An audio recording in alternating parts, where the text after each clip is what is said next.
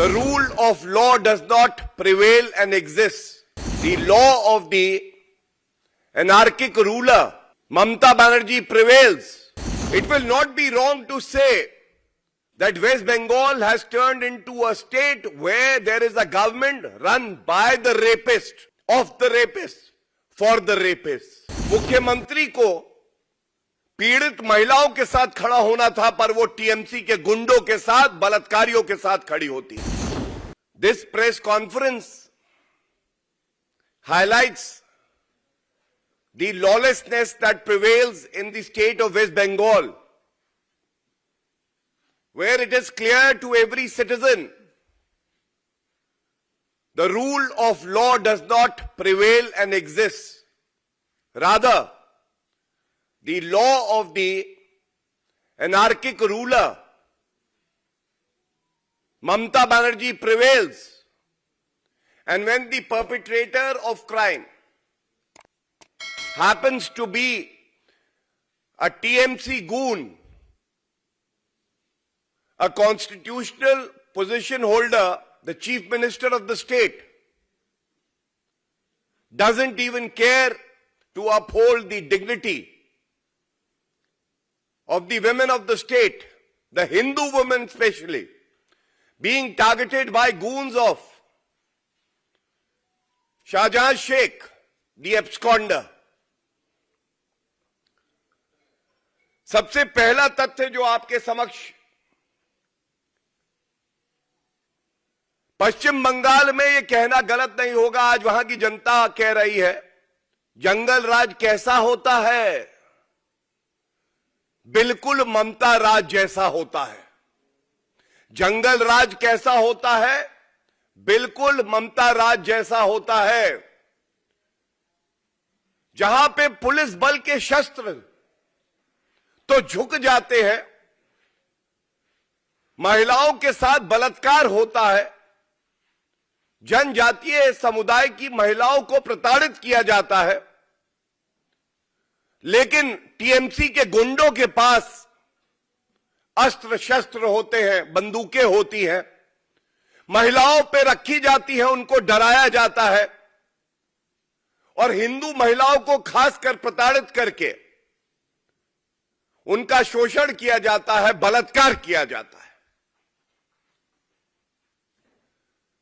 It will not be wrong to say that West Bengal has turned into a state where there is a government run by the rapist, of the rapist, for the rapist.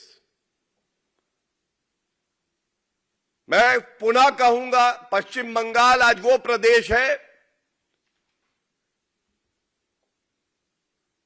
जो सरकार बलात्कारियों को संरक्षण दे, police को कमजोर करे, महिलाओं की गुहार लगे और एक महिला होने के नाते मुख्यमंत्री को पीड़ित महिलाओं के साथ खड़ा होना था, पर वो टीएमसी के गुंडों के साथ, बलात्कारियों के साथ खड़ी होती. शर्म से, लज्जा से सभी नागरिकों का सर झुक जाता है, लेकिन ममता बनर्जी के मुंह से एक शब्द नहीं निकलता है. संवैधानिक संस्थाएं अपना काम करें, यह सुनिश्चित करना भी मुख्यमंत्री की जिम्मेदारी है. मेरे हाथ में कलकत्ता उच्च न्यायालय का आदेश है और मैं आपके समक्ष इसे रखना चाहूंगा. यह करारा थप्पड़ है ममता बनर्जी के गाल पे. एक महिला होने के बावजूद आप दूसरी महिला का दर्द नहीं समझती हैं. मैं कुछ ना कहूंगी, लफ्ज लूंगी. कलकत्ता हाईकोर्ट ने 13 फरवरी 2024 यानी कल स्यू मोटो, ये जो सारे बलात्कार के मामले सामने आए हैं, एफआईआर नहीं लिखी जा रही, गुंडा राज है, ममता बनर्जी चुप है, टीएमसी के गुंडे बंदूक लेके महिलाओं को डरा के उनके साथ बलात्कार कर रहे हैं, उनका यौन शोषण कर रहे हैं, उसका संज्ञान लिया है. और कुछ अंश इस आदेश के आपके समक्ष बड़ी जिम्मेदारी से मैं रखता हूं.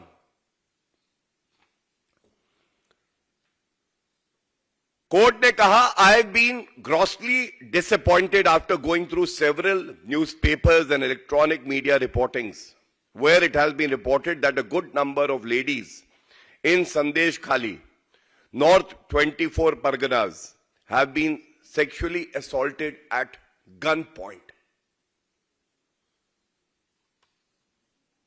इसके बाद आगे वो कहते हैं, it has also been alleged in the newspapers, namely Anand Bazar, Indian Express and many other newspapers including different electronic media on 9th of February 2024 as well as on 10th of February that the tribal lands were taken away forcibly in violation of all legal formalities and laws.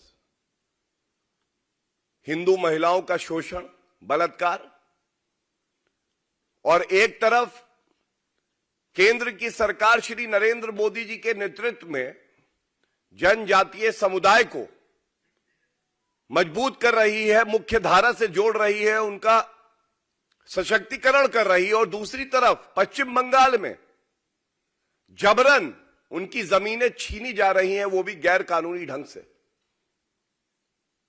Mamata Banerjee से आज पूछा जाएगा, पहला सवाल,